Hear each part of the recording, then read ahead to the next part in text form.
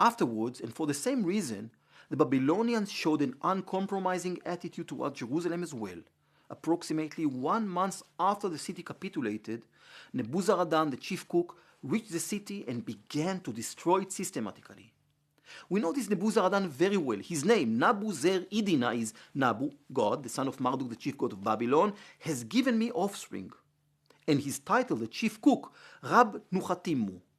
Nebuzaradan is referenced by his name and title as the first among Nebuchadnezzar's officers in a prism published by Unger already in 1931.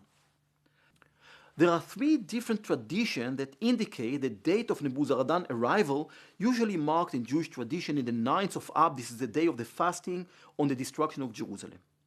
According to the second book of Kings, chapter 25, verse 8, Nebuzaradan arrived in the 5th month, which is Av, but on the 7th day of the month.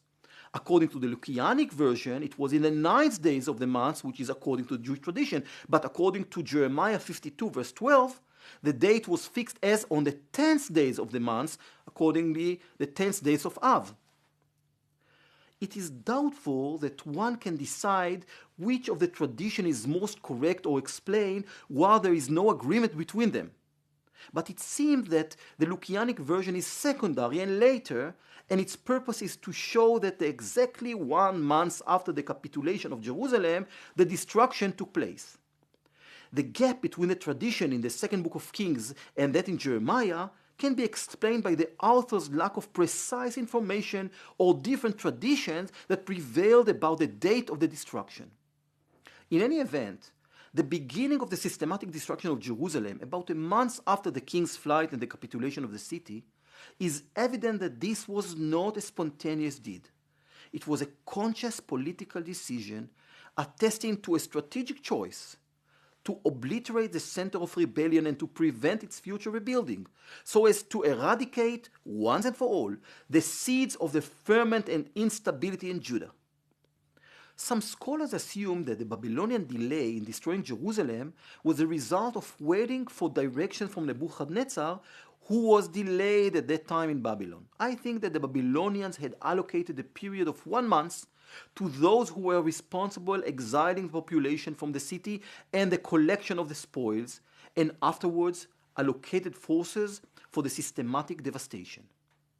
Evidence of Nebuchadnezzar's intention to erase Jerusalem as a religious and political center may be found in the burning of the centers of government and religious ritual in the city, the house of the Lord and the house of the king, the palace. It is probable that the description of the burning of the major buildings in Jerusalem is based on true historical memories whose credibility can be attested by the finding of archaeological excavations in the city of David, particularly those in area G excavated by Eagle Shiloh, where a burned stratum was uncovered that is dated to the days of the Babylonian destruction. The totality of the devastation is highlighted in the description of burning all of the houses of the Jerusalem and every large house, as well as in the description of the tore down of the walls of Jerusalem all about. This is in verse 10. It is possible that by using the term all of the houses of Jerusalem, the author of 2 Kings chapter 25 is referring to the ordinary houses of the inhabitants of Jerusalem. Support for this theory may be found in a parallel version in Jeremiah 39 verse 8, which mentions the houses of the people. On the basis of the information, one may postulate that the purpose of this description was to generalize, stating that all of the residential homes in Jerusalem were destroyed. The expression every large house is unique, and it may refer to the largest and most important houses in the city, and by this the author wished to encompass the destruction of all of the houses in Jerusalem. It seemed that the destruction inflicted on the city was exceptionally grave. The Book of Lamentations alluded to this destruction, and I can read only few short verses, like chapter 1, verse 4. דרכי ציון אבלות מבלי באי מועד, כל שעריה שוממין. Or I can continue to chapter 2, verse 15.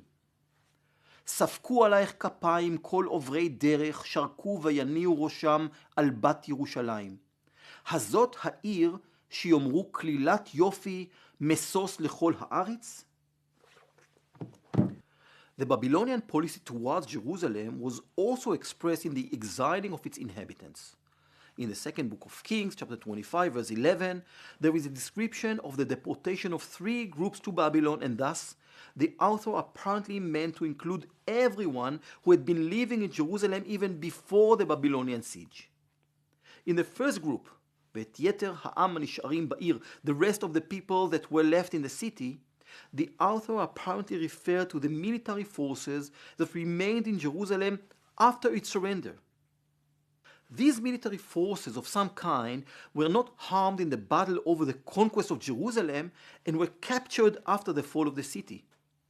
It is likely that these were not the elite defending forces, or at least this is the attitude toward them, and that they include the defenders who were not killed during the long siege of the city, didn't escape the city with Zedekiah and all his men of war, and were not killed in the first weeks after the fall of the city when the Babylonian army was in Jerusalem. The second group, הנופלים אשר נפלו על המלך בבל, those who had deserted to the king of Babylon, consisted of those who surrendered themselves to the Babylonians during the siege. According to the interpretation that we already mentioned, the expression nafal el or nafal al refers to those who surrendered to the enemy. It might be reconstructed that the second group that was exiled by Nebuzaradan included those who escaped from the city during the siege. Some of these were military men and some were civilians who, in light of the situation, decided to flee. And you can see the description in Jeremiah 37 verse 12 or 38 verse 19. The third group, Yeter Hehamon, the rest of the multitude, include the rest of the populace of Jerusalem who were trapped in the city after the siege ended. This was probably a focused and well-considered form of deportation by the Babylonians. Inasmuch as economic, political, and religious elite were already in Babylon, the Babylonians must have carefully winnowed the exiles taken from the city according to the detailed directions that included, in particular, the removal of those elements that were likely to interfere with the establishment of the new arrangements.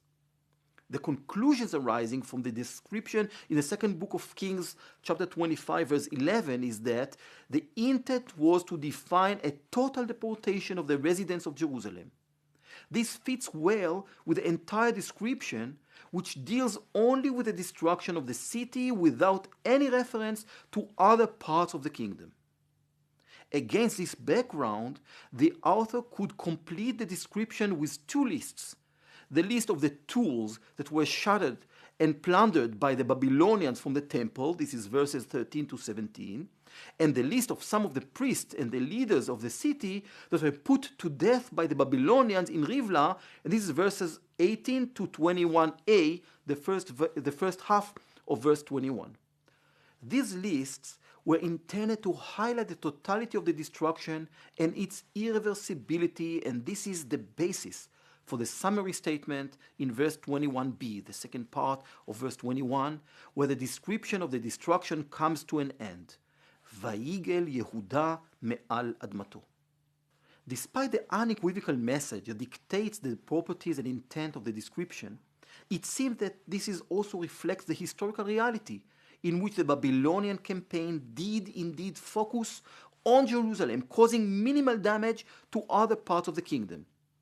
Evidence of this exists also in the archaeological findings that will be presented in chapter 6, as well as in the disappearance of Jerusalem from descriptions of the history of the people left in Judah after the destruction of Jerusalem and the deportation of the nation's elite.